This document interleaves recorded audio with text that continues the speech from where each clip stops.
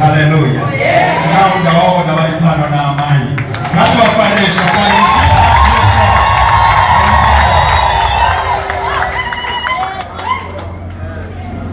Shout, grace is in the house. Grace is in the house. Glory. I've known the preacher for years. Naitobo mirao pawano parenza. Sitobo kampana zatofana kunoita teachings of Evangelia mwari. I remember one day nakapotsa padiki ngati munhu wopari tukurika emaoko pakati petaundi. Amen. There is one thing that I liked about you. There's such kind of a man who is so humble. Yes. Unoziauti kuvatana patakaita pano, it was just a phone call. If daimanga vari vava ndikadai ndakaneta nema-email tinzinyora iri email wanyora iri email wobva watarisirwa kalenda wobva wanzi vamnini after another year. But this man who is in the house haana kana kumbobvira vaita izvozvo, vangoti ndinouya kwamuri kotani taserebreta nyasha dzakadaro.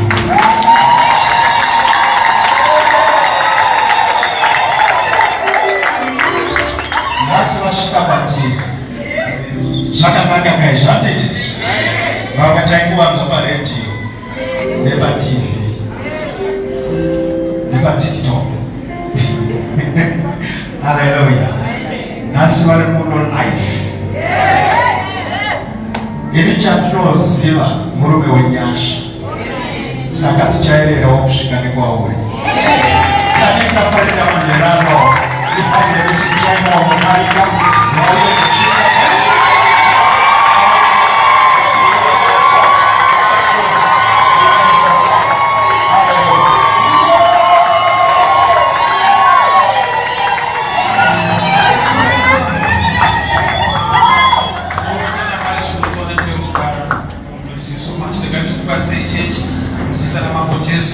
Amen.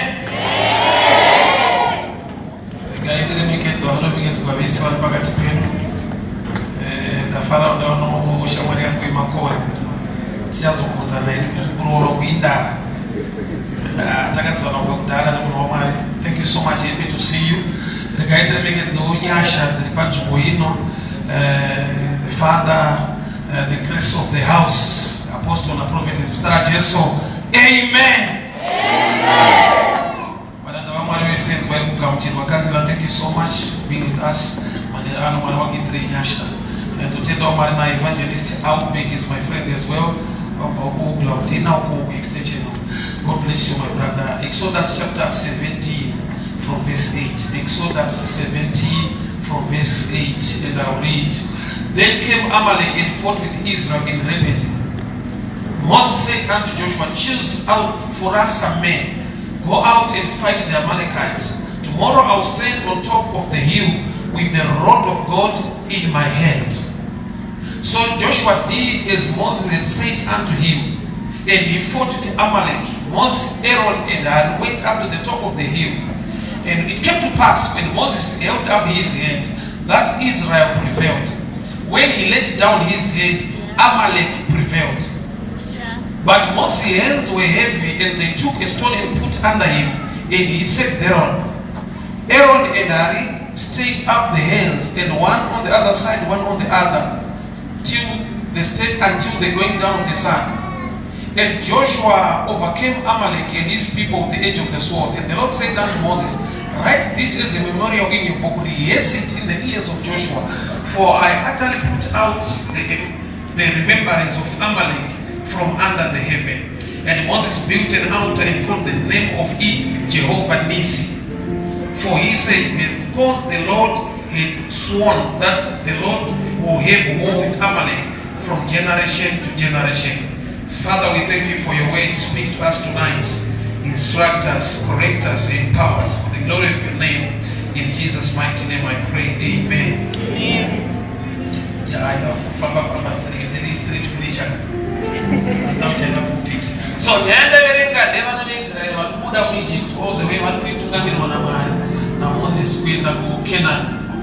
But vachangobuda mu Egypt vakasangana nehondo panzvimbo inonzi Rephidim.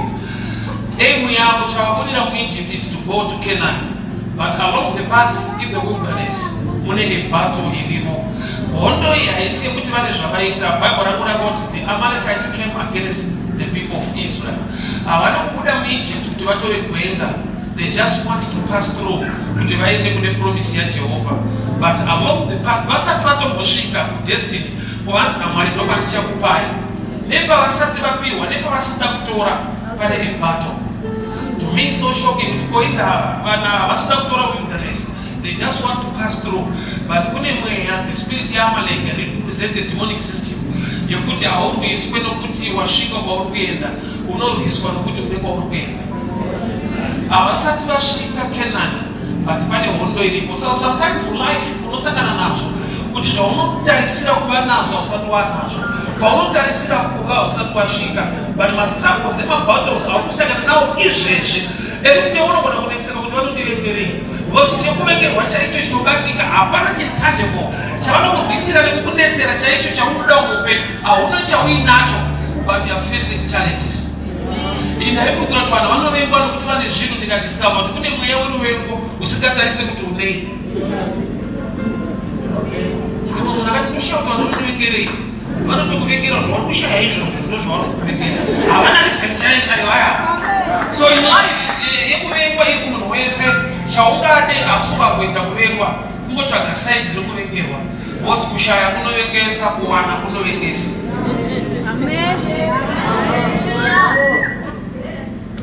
Tine munhu asi kudiwa nokuti haana chaainacho. Kugoita anazvo vanhu vachikokumakira ingoti osei yega ndofunga ndiyakutibatirira munhu rimweni ndokuzodii. So both sides kunotsvaga kuvengwa chete. So vanhu havari kuenda, they are passing through, but pane battle. Hakuna kwati kwasvikwa mu desert place. Havana promised land yavakatsika, havana any promise from God yakati vabata, but vari kufamba. So uchaona kuti kurwendo rwokunamata usati waachieve anything chinototanga mabattles. Mwari aita munana wekuti mutumwa uya ati when I see the blood of Passover kune miracle yaitwa Israeli ikabuda, but along the way Mwari anenge awithdraw the miracle site. Vakushanda nemamwe maprinciples. Moses haasi kupinda muprayer achiti Mwari vanhu ava ngavaparare, mangotuma mutumwa akauraya matangwe muEgypt. The strategy is now different, yet is the same God.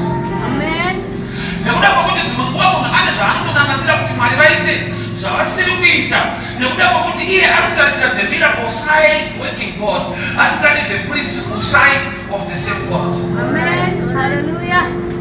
ndiMwari auraya matangwe muEgypt, but kune hondo yasimuka. Mwari haasi kuibisa an angel from heaven.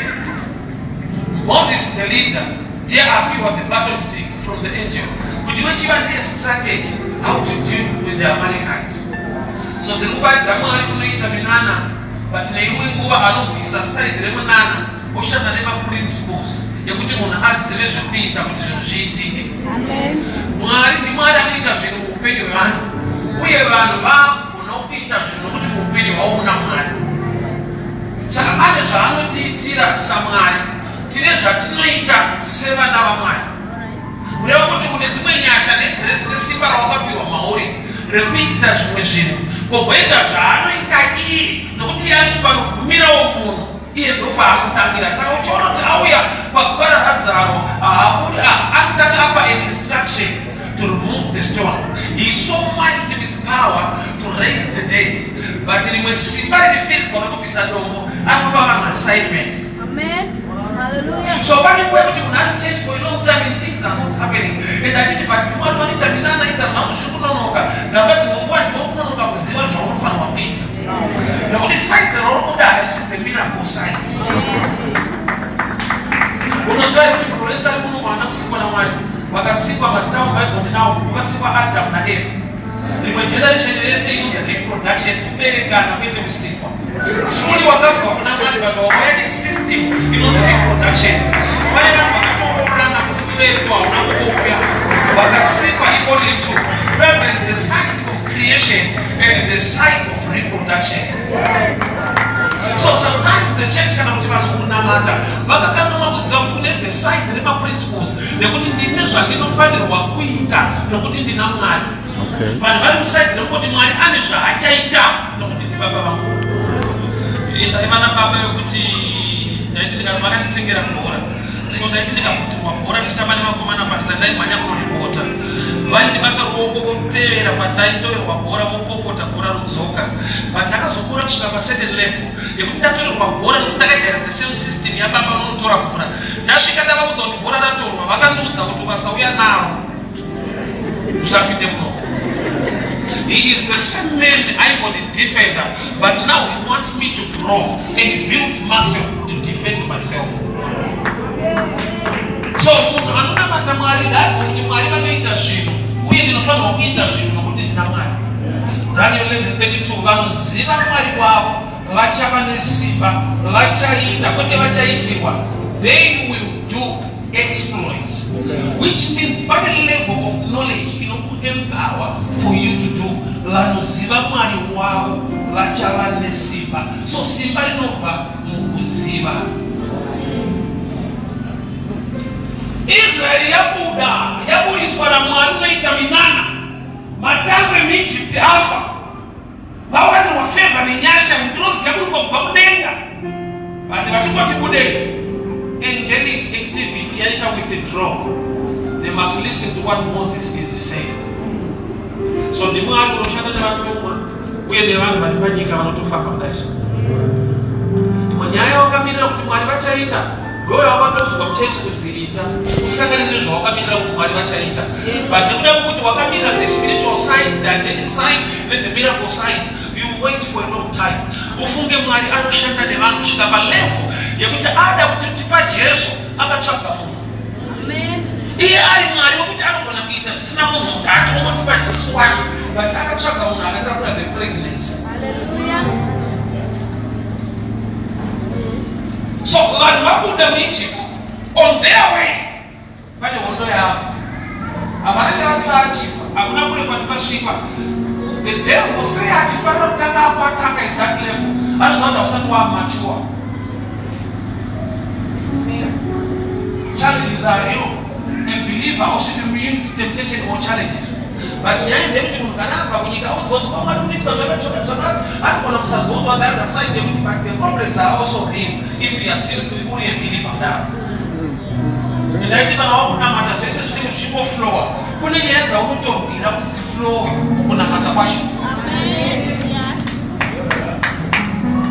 So Moses, I will by instruction, not Joshua. Remember, this is the first battle. You have a second night. But to my surprise, Joshua and people said when they could choose some men. Whenever put a experience your own, but I want to salute the women know you are not big, which means to salute a party, a mindset is natural, it was divine. But was such a way to fight to choose the same to we are not. Choose some men who are not such a way to battle. The former slaves, but I put them in Egypt, but I said to all of us, Ofuka kude meswemu ya yangu na utana zamu uyano wa uyarushanika naye uyashanika naye. Tinashabisa no sound the wrong team. So other sound one. Most of part in us who join in battlefield, but I'm still part and parcel of this battle. But at this field, na mienda kwa chikoma nono simu za chimbo ya Jehova. I'm battlefield, but in Bible writes, I pachikomo aita marabaka simu za Joshua aikunda. So group of victory, akusiku weki power strength ya Joshua, but jiliku baba simbara bonse lebura baka simu zira kuna Jehova. I want to show you something here. Fumo don't kubaya ende bipasaba na Joshua. But I don't even know results nyamwe sibaya shakadao. Chikupa ma results chimbo inubaya. Kufumo inubaya. Ichimbo isubaya anyone. Hallelujah. Bali basa kuitwa na Joshua bali ma tactics ebattle ese bali Bible nyaya isikuva mune zvikuitwa pasana. Pachikoma bana nitaka siku za chimo uyanokunda. Ndo maana understanding of things in life. It's good to work hard, but it's also good to have grace. Work hard ina mali zao. Choto watoto shada ni simba mwanzo. You need grace upon your life. No ni Joshua kanaka wasenga na tactics up. Pachikomo ngomoro mango zikabeti. Mali zao tato chinja. Amen. Sababu ni chono kwa nitasema na sikana kwa sasa. Augeza menga punita ukwara nini but pane masu akuya against your life manika mukachikomo so I don't want to uyusatoro unosakana nevanhu vanokuda kuita vanokura tinoona nacho very tricky adakuta udiwe iwa sesauti vanotokuda but pane masu vakauzwa munyika yemutuisiya Chauti unenge une hope kusvika paunoti pati nguva yakufamba chichikuitika. Pane kamwe kachikomo kari kutetemanya mari zavo dziri mulife mako. Working hard is good, but you need grace upon your life. Hallelujah. Nyasha dzakapiwa Adamu nyangwa atadzira Mwari. So shocking. Ini ndakaverenga kuti Adamu akatukwa. Man was punished. But the kind of punishment is very strange. Munhu adziwa mugadheni. But asorana nenzara arikunzi kuchacha cheziya, which means your sweat is so greater than the punishment to an extent that your eating is now determined by your sweat, which means your sweat is much greater than the thorns. Noti Bible noti wawakuenda kuchamera minzwa, but minzwa era idaridesiya rako kuti uchacha ifi muminzwa macho, which means this man was blessed to a level kuti his sweat was greater than the thorns. Maybe I need to explain a little bit.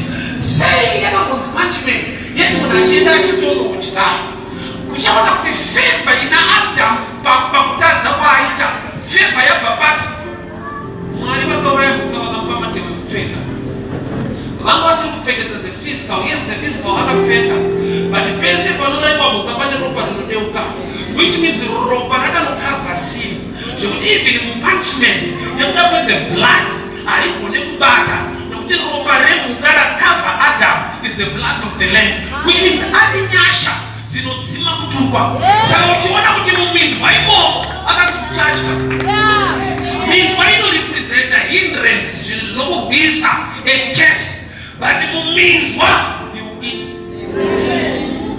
Mukazi Baucha, what's your Bakupona, where you share what's when you sapona, which means the pain is lesser than the grace you have. In the midst of pain, you bear children.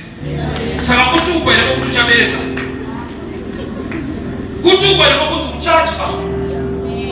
Kutuba manuzo ile kutuchika kwa kushana isana na usuzochika. Ndio kutuwa tatu. But hata mama tuba za kutuchacha. Ukafika kwa kutushabeleka. Watotoa. Hallelujah. To me it's not like kutuba kwa. It's a punishment. But say punishment every man is outside positive. It's because of the blood. Abana kufika Matewe chete Matewe antola tunia kukayafa. Saka Peter achibata to the lamb was slain before the foundations of the world. So Moses aenda kwa msolope chikomo. Ndiye alimali sauti alimu battlefield. But Bible alipwepa akashika akaneta and waited, yet he became tired. And it's also but aneta Joshua akatanga kukundwa. He is still anointed, but the team is losing because Moses is tired. Thank God for the two people. Those two men have wisdom. They were so humble to a level. Moses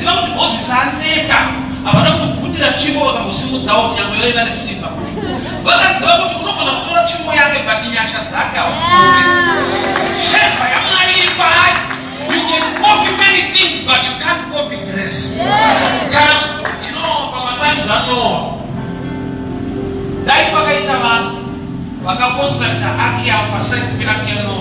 But you cover the right measurements, the right material, they were going to sink. Yes. Why? In the Bible, not Noah found favor, not the ark. So favor in Noah gets a ark. Not to move the ark in the Katunaka and the Noah. They have favor, you will see. The best thing to make on a beta is not to construct another ark, but to join the architect who carries the grace. So one part time one watch out to go nyashaka is so discipline nyasha in different areas. But when you say kuti pamwe Elisha paitera Elijah aitoziva kuti uyu akazodzwa naMwari, but anakuenda pasaita akati Mwari makazodza wanenunti peyo akatera munhu. Enda vatodzwana tabo notera munhu.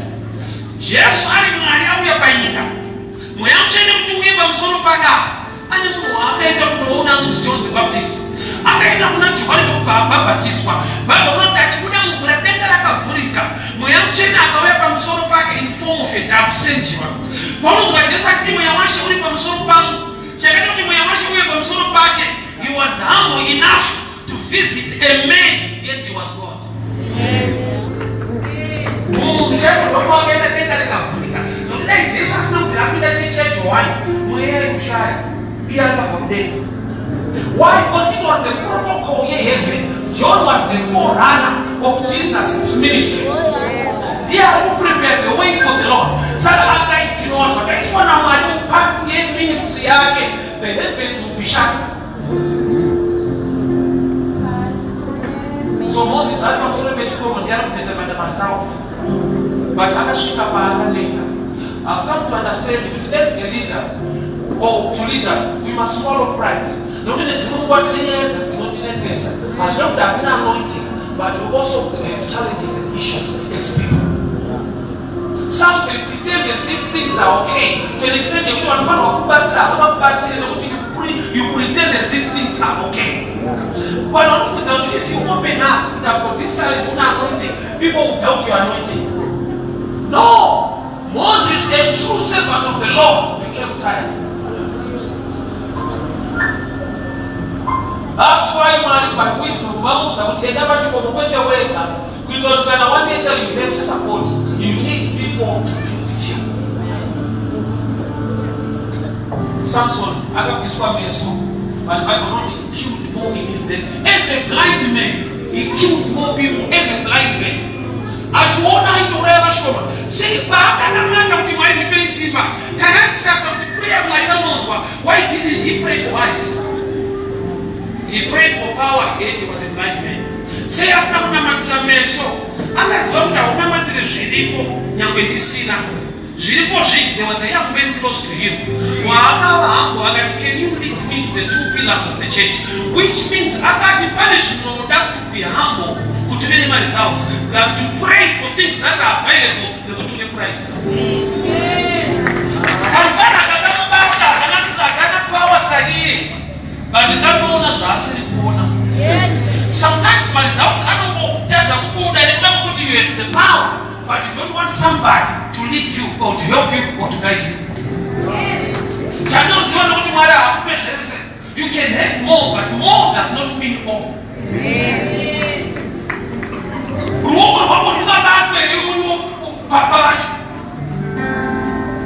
It takes humility and spiritual understanding. Samson killed more because he became humble. Despite he was prayers, I don't know what power, but you know what Amen. David was like we had to tell you, when I don't pass assurance, pursue, surely you overtaken the cover. Along the path we met a man, Wakapa Chimba, Akapamfuna, Akamuti can lead us. He was late, yet he was a leader. Yes. Direction, direction hidden with humility. Ask Naaman, a well respected army commander, turn around the life yake yaiba humility. Remember, the nature of commander is to give commands, but one day his nature reverse, he was commanded. Samaria. Amen. So sometimes humility is not there, but the power is there. I've seen with every successful church or organization is a result of teamwork, not individual anointing. I've seen that. Let's say that them big names. There are names behind that are working with that man to make things work. Jesus had the disciples, 12 guys. He was so powerful. Why having a team when you are God?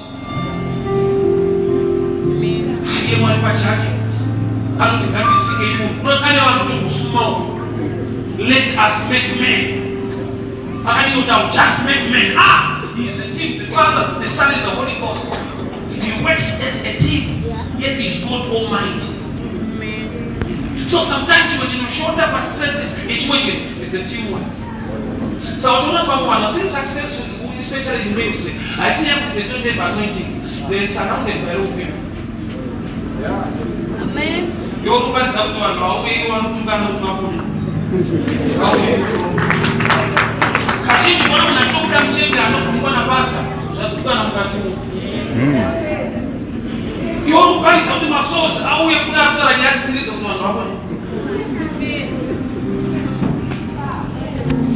Alipani chupani cha waona kuti Moses ndiye aneta saka vanhu vakukundwa avana kutsika mbuno so fast ngopa message. Takundwa kwese magareni akaneta. Unokwatiswa lekutashikizeni. Daro yaneta zvakazora. Samukura. It was true kuti vaitokundwa kuti Moses aneta, but they were so loyal. Vakakeep a secret. Vaigona kunopinda vhoti revanhu basa.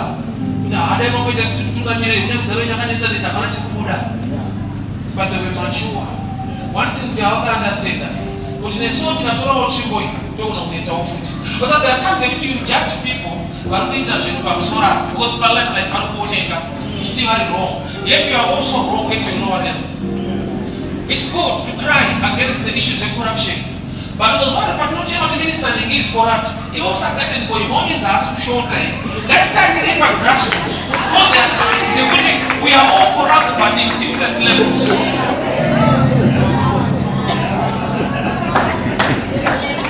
Why? Because it's always association in able to exposure to bigger and greater things. So you have the same no which ever put on. Then I discovered that no one have patient, no you know what it's going back. We don't know what it's going.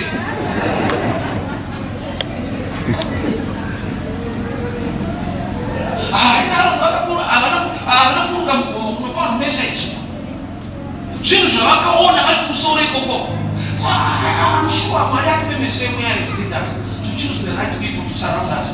What we want to put in information, you guide Papa team, only Samoa. Yet you are things well. Can I which keep him ship? Driver which kept and so on driver pilot or what? I got times I would say a bush. You are whatever to say about the apple. Because they are in the same ship. It's better you guide him and help me than to laugh not driver. Because you are still part of the team. Amen. So he was standing. Look what Chaka don't want to tag. I'm Chaka Matumbe.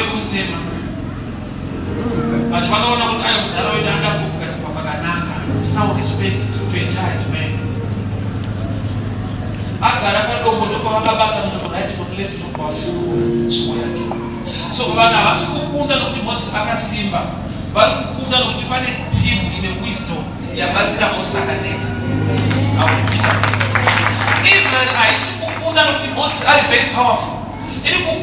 No matter is anointed, he is people with wisdom who can stand with him. Allah never go to the Moses. Don't walk on the phone with what it's down. But if I can't get to walk on Aaron Moses, grant him Suka Aaron Suka Boma, Simuka Lesotho, but I'm Sumuka Lesotho. So there are times you put your breakthrough, your favor, you can leave them smooth zira jamana. You also benefit from the same anointing. Mapere pai uya neshumba pazvaivya kumakwai kuna David. Zvakasingaike David, remember, he was a shepherd. Mapere neshumba zvaida makwai. But David was the one I fightana nemapere neshumba. Kunoti pakaita kwai risina wisdom, rinogona kuseka kuti mudara akamakwa neshumba. Everyday shumba dzokurwa naye. Shumba idzi dziri kudai mimi. Saka tinozwa kuti ndikadhila nano kuchengeta imakudyika. So there are times when my battles, I'm men of God, I'm prophet, I'm pastor. I will need to say, that the attack on him is not against him. The attack is against him, the beneficiary of the anointing.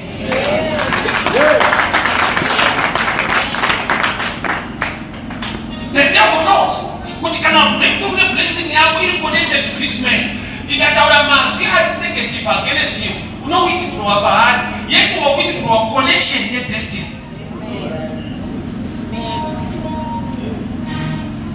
Elisha and Elijah, what happened on a politician? Morbidus also.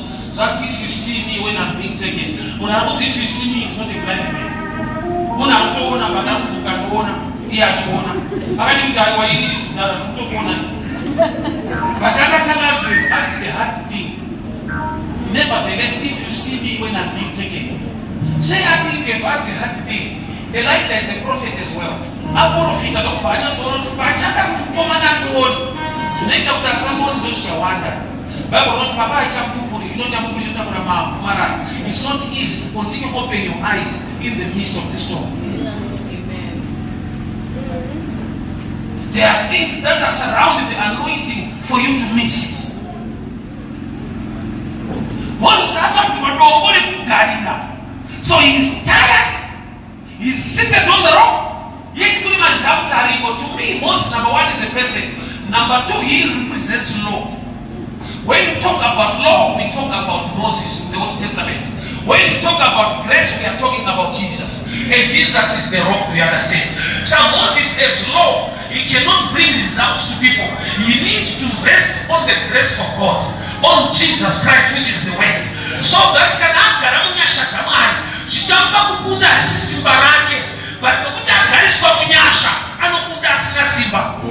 I'm talking about a weak man and the results. Yet other mabata in the strength. And the robe represents Christ. Now the church, a believer, agagara mushomo, agagara munyasha zamnyari. Unaona results na mugara msibarako. Remember, I will stand on the mountain. I will stand on the mountain. I will found a rock and sit on it. I promise something to be able to mira. Saka I promise something to be able to mira pachikomo. Mwaleba mutikana wakango mira musimbarako, muconfidence zako unoneta. Bado ukagara mwana kama na wangu Kristo Yesu. Iya nutuyepa dili maganeta makaremeno. Lazima kuneta kwako ukachaka shokorake na nyesha zake. You can still have results as a tired man. In scripture, I know that in the favor of the district, they have to marry Samarobi. Beshasha, Santa Pawana, Bashasha, the Bimarumba, who said, they can apply a person to over to worry, Mubachaka, Magamba, no doubt, Quabisus, Bimarumbi, I know a smooth. But don't get on the choice with Namaka. Não é capítulo 6, você não é Jesus e abuse. De não é Israel, mas é da outra. Vamos ver isso. Não vai ser onde ninguém está sendo. Porque deve haver ninguém que cura. Vai se dar. Vai encher maneiro. Só que já o ponto é fala uma mãe. Cuidado de ti, porque eu sou bem, porque não vai se cuidar. De não vai para jogar nada, eu vou longe. Eu não vou no campo. Eu vou longe. Bring up to the top of my road. Amen. What I'm going to do is to go to war. You want to stop talking to me? What's going to be my turn? Yes, what is I have food comes on. I don't know what it is. I say things. Oh, what you get over? What's up? Yeah, desire the food. Come on, I can't for why is going to put it. Remember, it's the same God that comes from the ocean effect. But in Egypt, but what you pass on the blessing and wait in a very moon. Yakasha and wait in a power. From a patch of Patomusha Dokura. Wait a minute. The devil animal started Sawajan Bagara in Egypt. Bakumana, Mosa, Nakurawa, I like to come and palace. I don't know you are understanding. Was Monsana Simunamo, Allah to Buddhist Comunamo. Amy, I'm a Delta, Amy, a devil, she would say, I said it one. I know some women are trying to farm as one of the person. No, I don't talk about I don't put over mental. Amy, empty with it, I'm a tabo, son of a battle of samurai, who would say. But he was a different guy. But when I wrote by faith when he grew up, he refused.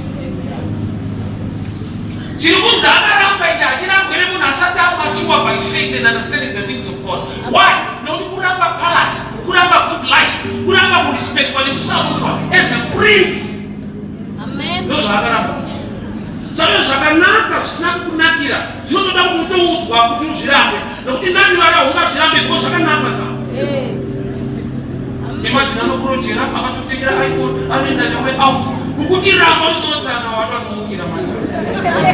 why was Shakanaka but does not Nakira? Was an plan life here? Hallelujah.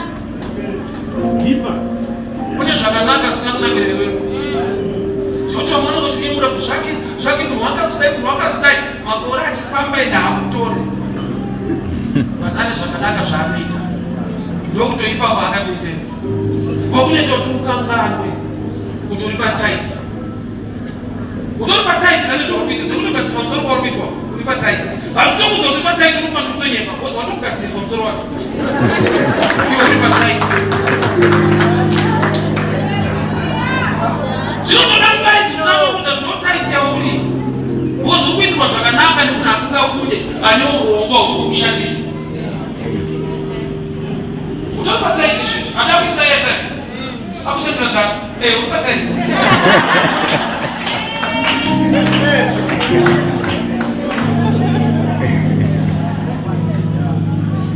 And you put our school on the other side. You know, who are going to have company in Delta. You know, I will find a 10 years in our pocket. You know, sometimes. Imagine I put that across a lot of family. We're going to do the things that they want to know. So I'm sure that is so bad that is not that. Yeah. That's intelligence. I'm going to have a customer who know about it. What I'm asking now, hey, when I'm going to 8 big 5 so. I don't think I'm going to get to that. So, but she won't take the money. So, what's that? I'm going to solve what they are. Some base. As a rules have been fighting Jaffa no later. That's intelligence. So now I'm not tight. But I'm not quality about no tight. What's why no life?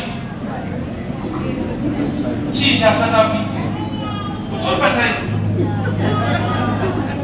What you want to see about glory in the good and the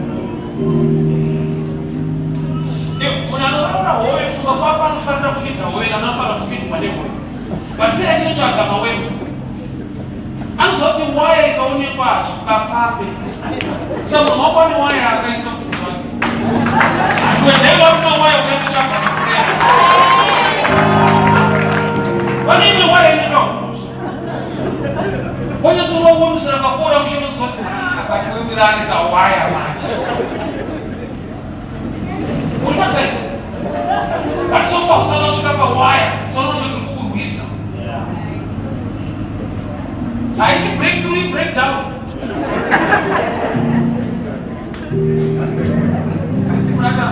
Mas bago nenda kule Jehova. Wale ndugu nenda usikero nezu.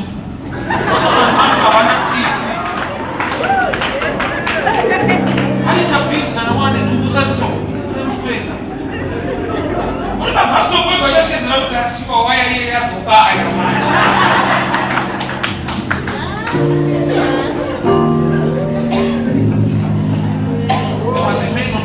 What am I saying? There is a strategy on offer of Shana Yamata said for inhuman effort. Isibara kukumbara kuronga leadership. But my results are without the chip of Jehovah, not the enemy. Problem yangu ya dealing with the enemy who are na mata na kushimira mali. Watu wanafunza kuna mata ndo kuna mata. Kuna mata kuita zinotaura mali. Muna mata kutaura kuna mali kana mtina mali. Roho wako kufanya wakushanga na kuita zinokupe. That's good.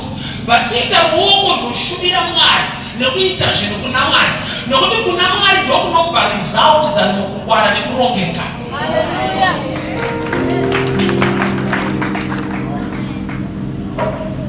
Ade mroto watofura nako. Muna zati zilimo. Kwa flash my light so. Tuzo ba mchayo wena. Bida wasi kumbabana. Ino to family kafana kama tufana. Sababu kuota boss to. Wale mkabila mlaji. Hapo ni mfuzo. Kwa wale wana hakuna kafana. Titu kwa na barari waketasera. Usiku soka mira. Nyasha tinashaikwa. Yutashaji. Let's establish to daru says to daru. Ukafura wano waona usitasa mesa. Utano tutarashwa. Timi ipanze ne ikumbaso. Different yacho. Usione wano wena. Ide wasumia kumbawa.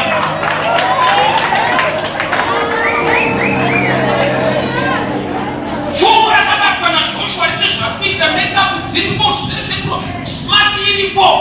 Achikoma bananya. Achikoma bananya. Achikoma ndutara your prayer life. Achikoma ndutara your character. Achikoma ndutara your effort in working toward the things of God. Joga kasa mtu maracha kuitira. Wakati tutalisa kuti newo ubite. Atinda ite zvakafana na bataka kufana na kuti tinga chatofana kuita.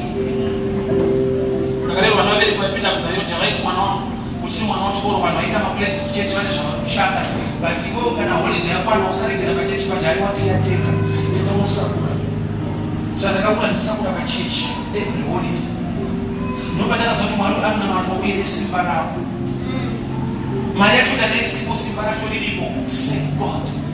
He's so faithful akagana. Unacho chakuti ugone kushumira mari nacho. Ndo chinomira pamusoro pechikomo chako.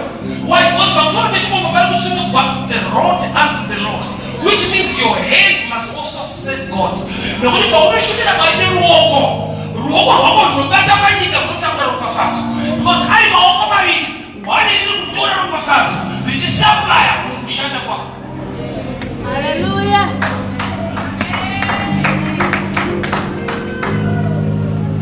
Check your heads. I'll shandla on this on one side. Learn to balance the equation. One in the battlefield, one raising the rod for the Lord. Now on the equity, raise the rod for the Lord, but there is no hand on the ground.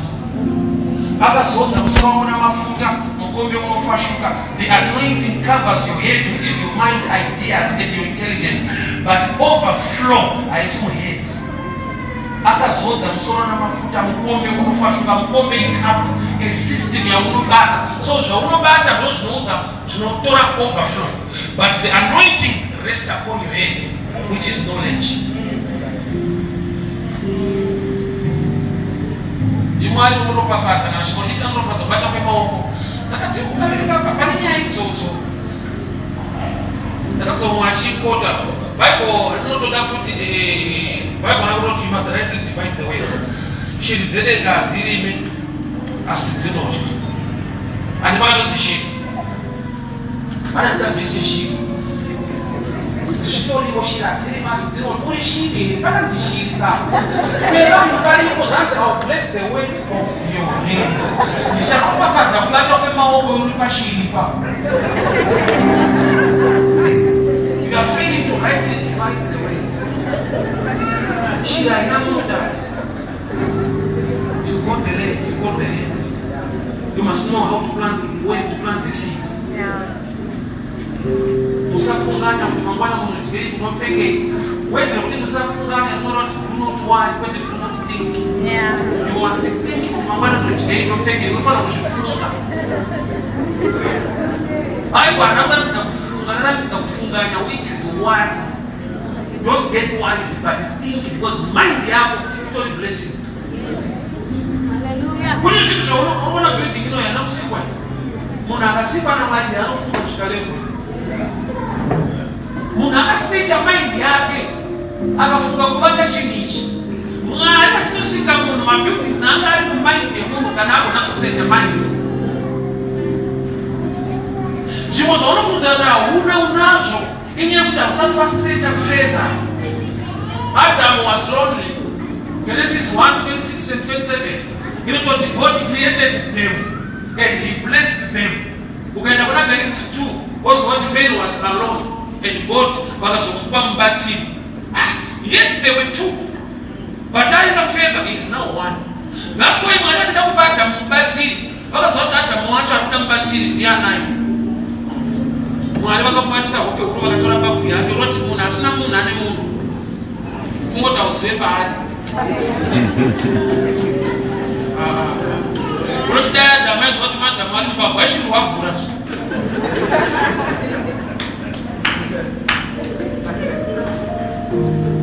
You must learn to balance the hands.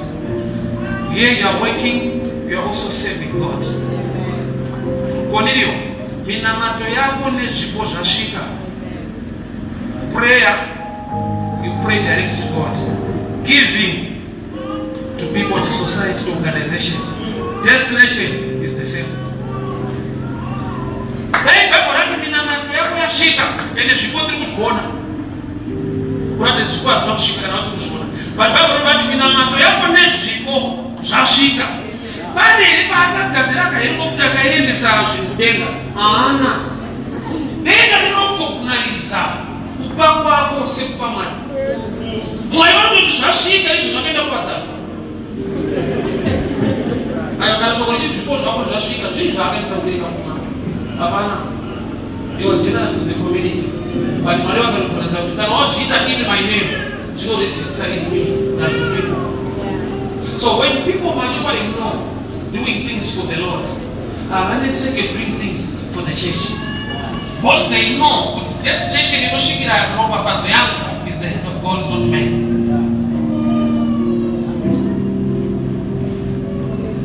You know, when you are mature, when the children are only interviewed, you are still mature and say, "Oh God, I want to be filming against Jesus." Mark 14. But one church yet they were following Jesus. So the man discovered what we tell Mario to go around and one water. I think you must not Jesus to give you. I can't tell you the interviews. It is what Jesus want to tell you. I want to watch the waste. Why not comment section can often option the one? When I'm not the door, some of them show up like a change with pastor. You know what I'm saying? Beware of good people who are not God's people.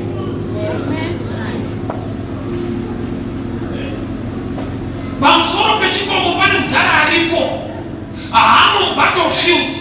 Lakini nesha zaagabiwa to control what happens in the battle. Maramusha ndani wanu.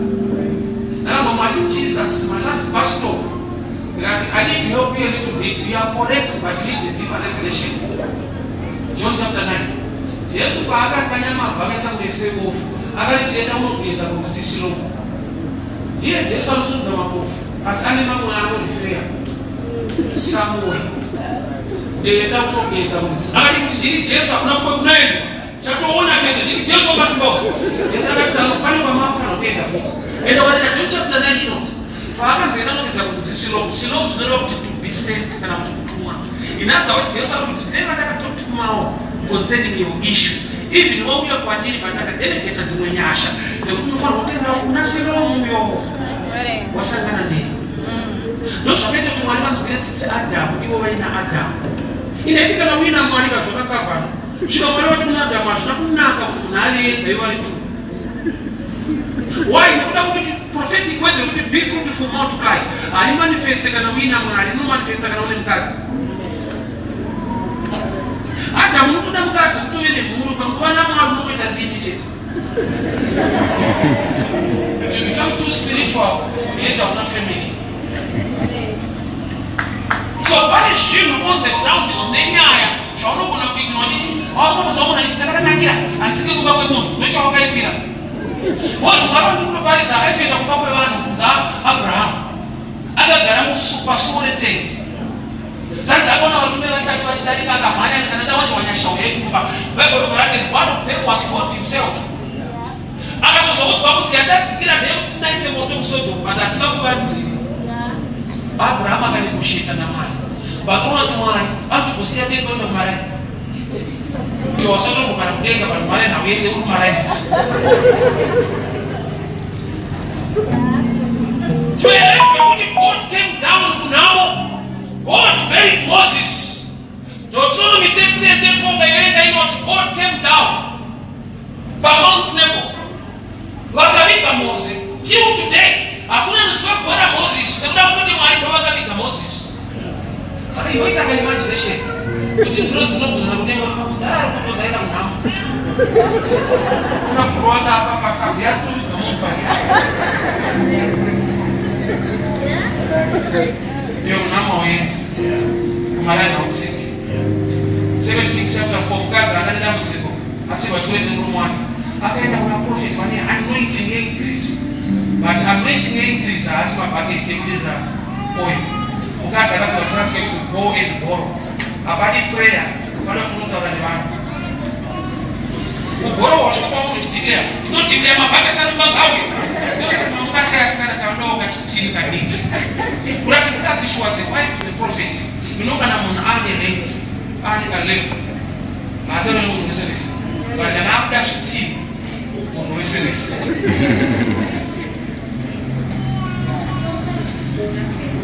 Anointing in Elisha they increase but panodirirwa increase yacho panodetermine necharacter yako how you live with people in the society. Amen. Hallelujah.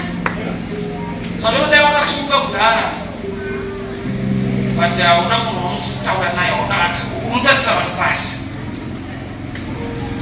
Ndingatokudze mulife hakuna munhu asina basa. Ndosaka Mwari vakatendera kuti auye panyika.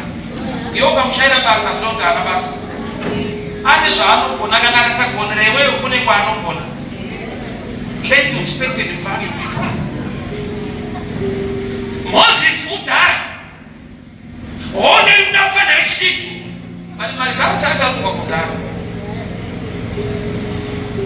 Mose akura one muri waipasa but mudhara akaneta neta iri mukangoigumwa tsvimbo yaakabata akagadzika pasi.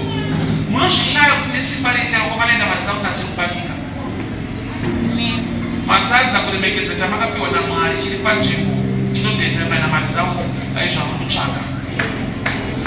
Mwari havakupe mufundisi waunoda, anokupa mufundisi waanoda kuti uzoda. Vanenge vana hatipiwe vana vatoda, topihwa vana nekuzoda. So tinonokucha chirozo kuti ndechangu ndechakoya.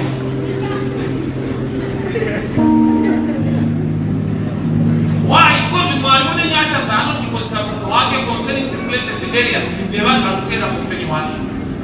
So tona hakuna munhu akadanirwa vanhu vese asi munhu vese akadanwa nekuda kwavamura. Ukasaenda kune pasi loko ukanogeza pane imwe tende unoramba uri bofu rakachena. That's why Jesus mentioned the name of the river. Haana kuti enda unogeza muSilomu. Why mentioning the river? Kana kwese kune mvura. There was a reason for that. Nekuti imwe mvura inokusiya uri smart but still blind. Vanochinja life yako pazive, pane nyasha neupenyu hwako pazive, ende wakaibalaza kuti wakupaziva ane nyaya dzaakusimudza. Saka murume akamboswa naJesu pabhesaidha akati mwana munhu atakurira ineti zvikanzi andiporesa ndiada anhu angotendera vanoporesa dzimwe timi dzinomirai ona kune makore tetiyesi pabhesaidha kungopora so ndatitanga tiri tisizi pigiswa. Ndikandikudze ropafadzo haifadze munhu wese kana waiwana kune vanhu vanorwadziwa nayo. Ropafadzo inofadza iwe waropafadzwa usarasirwa vese kukufarira. So first of all, we have a blessing. Now, we have strength to handle those who are not here with you. Ufana usataka ashaka shaita best. Even the devil. Satana ikunetsa usati warorwa. Ukarorwa apiti mwa tayari breakthrough see. Anokunya tibononetsa wakuziva. Unonemba kusarorwa warorwa. Zvino panona mati wakuda dzimba unokucha simuka unozokuti asimuka pamwe munhu zvako patese.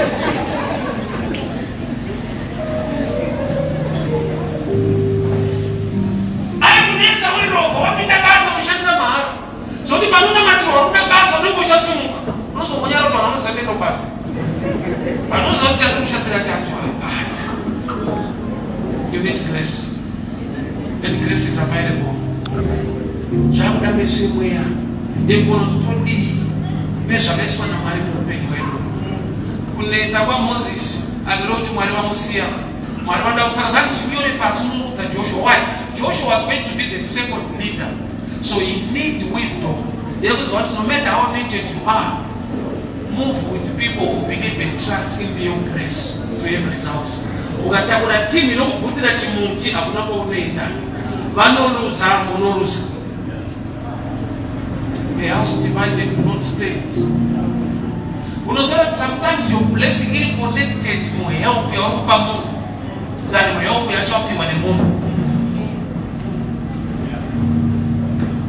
Saka Joshua had the ground. No one was telling. And was out as one of Moses. Now we Nakunda, but with a secret. So Pastor Pachiko will not later recover. When you see good things happening in your life, it's not by might or by power, but by the Spirit of the Almighty God. Was good ever man simba sewe was not watching was all watching. And the good ever man power that was sinners we now life is so dangerous at that level. You put your one to the water. That's why the only statement to Barat and Mariaki. Ishasha tells her what you. I just say Barat. That's where grace comes in. Make a balance of your hands. You must serve the Lord and do your work. Serve the Lord, do your work. Shumira mani. Mukushumira mani. Unokupa mali zao hivi uli wika waleta. Unaona mali zao unoshaka kutaka mira na kukutana nataka gara zaita sei. Ndio moja zote kushumira mani. Kunenyasha tunaoya mpendo. I want us to stand so we can pray. Mwana kutupenyasha tutakuwa na balance our heads so we can have victory in life. Kwa sana na wao kuna kuwakunda. But kana usina voice da Mwari pakusoropesha unoita. Tambira marepo wandasi karati upenyo wananga. Life ino kuhambu like that way. Naona mameli jema celebrity achita breakdown kushika palefu. Ndio my Bill Gates wala siaiba. Ni mali yese na date. Ndio mali chacha hii unataka kufanya image. Ni kuwa na bayagaita. Wakati tunaenda kwenye kupisia mali. You need the grace of God. Talent is not enough without His grace. Gift is not enough. I want us to pray. You know the battle of 7 and 9. The balance of hands. The altar must speak for you. So he built an altar there and he called it Jehovah Nissi. There must be a Jehovah Nissi in your life. The Lord my banner. Mwari wakuti anutaura mu situation yako that you braba uchitaura zilisiku fama. The altar must speak for you. And the altar is also the church of God. The altar is also the men of God. The altar is also the house of God. The altar is also Nerera, Shirikati. Ma altar si why? Kuna mwariwe Nerera, mwariwe Shirikati. When you minister to such people, you attract the voice of God to speak on your behalf. Have an altar that will stand. Tina situation haiti wira, but pamoja kushama kuti ndakuda say, ndo pataka zoti kune altar yekutaura on my background. So just a minute. Dinamu ya mambo kwa soshaika kwa so tayari tukenda siku suru kwa holiday by Friday so tuna matira. But why kunya na matira nini? Zvekuti tine mumwe muzukuru wedu my sister anoti talent akazovafunza kuti gogoenda pana tribe munoramba muchingotaura zvakawanda tese tiri pano zukuru wenyu zvikanzi andingashuka kureva kuti ndakaminista muupenyu hwavo toelevu yekuti handikumbire kuti ndiropafadzei vanonzwa kuti I deserve even ndisiko kumusha vanongoziva kuti ndiwane shuka nditraina saka pavanonamata vari kumusha vanenge vatoti Mwari uchengetei saka pane pamwe pandinobuda vati kuti ndinamata stera ndoparidza stera kune a voice nealtar iri kutaura on behalf of my life.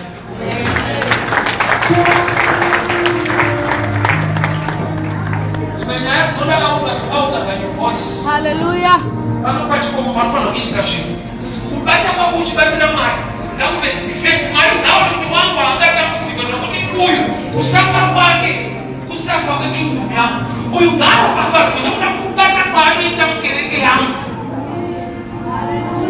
Vanhu vakabvunza Jesu kuti yamunamatire mukuru ari kukwanya muranda wake nokuti ari right akativakira temberi. Vanhu kutonzwa kuti munhu anotodhiserva kuti Jesu aende kumba nekuti akavaka chechi vanhu Bible kuna akavaka chechi vanhu vakaenda nechichemo zvakati Ishe munotofanirwa kuuya kwete nokuti urwere ukumera kuti kudiki taipe munhu wachapinda muproblem akavaka chechi. Vanhu kumirira mumwe munhu watunoke out of Jehovah. Mwari akanga your head must honor God. Your head must serve God. Pamunobate basa rako chaukabata muna Mwari Mwari ngaanomoneka mbari yako nebasa rako ona kuti uyu ndokudifenda nekuda kwekuti pachikomo pano paata ino mukereke ino muministry une basa rako nyasha dzamwari dzioneka. I was so wanted there was a young man I took up about this so that unoziva kuti kana zvikatogara akaita wrong today masoza akaona basa ramwari raakabata it's a voice of his own. It's a voice nokuti you cannot change it. Many nations vaziva Mwari through a certain man nokuti vatabarika so iwo hauna kana 50 neukorekti hwako uchaona kuti kune altar ine power than what we are saying today. Amen. I want us to pray. Father, we thank you for your word. We thank you